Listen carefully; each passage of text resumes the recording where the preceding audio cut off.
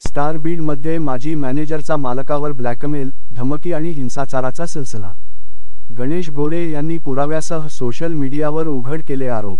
Beed, 23 October 2025, Beed शहरातील एका व्यावसायिकावर माजी कर्मचाऱ्याने ब्लॅकमेल, धमकी आणि हिंसाचाराचा सिलसिला चालू केल्याचा गंभीर प्रकार समोर आला आहे. पुराव्यासह सोशल मीडियावर व्हिडिओ आणि पोस्ट टाकून तक्रारदाराने हे प्रकरण उघड केले असून पोलिसांकडून कारवाईची मागणी करण्यात आली आहे. या प्रकरणात खोटा गुन्हा दाखल करण्याची धमकी आणि 307 हत्या करण्याचा प्रयत्न कलमाची भीती निर्माण झाली असल्याने स्थानिक ग्रामीण पोलीस ठाण्यात तक्रार दाखल करण्याची आली आहे. तक्रारदार गणेश गोरे हे बीड येथे हॉटेल व्यवसाय चालवतात. त्यांच्या म्हणण्यानुसार बाबू बजरंग तावरे नावाच्या व्यक्तीने 2019 ते 2022 पर्यंत त्यांच्या हॉटेलवर झाडू पोछा करायचे काम केले.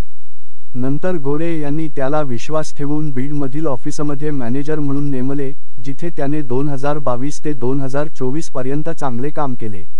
मात्र या कालावधीत तावरेने व्यसनाधीनता वाढवली आणि कामाच्या ठिकाणी अनुचित वर्तन केल्याने गोरे यांनी त्याला नोकरीवरून काढून टाकले. नोकरी गेल्यानंतर तावरेने राग धरला आणि गोरे यांच्यावर ब्लॅकमेल सुरू केले.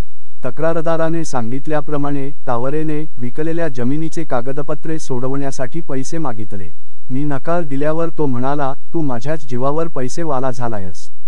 यानंतर त्याने अनेक प्रकारे हिंसा आणि धमक्या दिल्या. या प्रकरणातील प्रमुख घटना अशा आहेत. 1.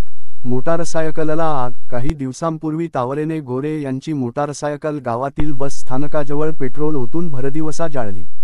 307 कलमाची खोटी तक्रार. त्याच काळात तावरेने गोरे यांच्यावर हत्या करण्याचा प्रयत्न केल्याचा IPC कलम 307 खोटा गुन्हा दाखल केला. गोरे यांना कसाबसा या प्रकरणातून निर्दोष मुक्ती मिळाली. हॉटेलवर हल्ला आणि व्हिडिओ. नुकतेच तावरेने गोरे यांच्या हॉटेलवर धाव घेतली आणि नाट्यमय रीतीने वागत बदनामीचा प्रयत्न केला. या घटनेचा व्हिडिओ सोशल मीडियावर पोस्ट करण्यात आला असून त्यात तावरेने स्वतःवर पेट्रोल ओतले असल्याचे दिसते. मात्र तक्रारदाराचा आरोप आहे की हे सर्व ब्लॅकमेलचे साधन आहे. व्हिडिओमध्ये तावरे गोरे यांना म्हणतो, मी तुझ्यावर खोटी केस करणार आणि माझ्यावर पेट्रोल ओतले म्हणून 307 कलमही दाखल करणार.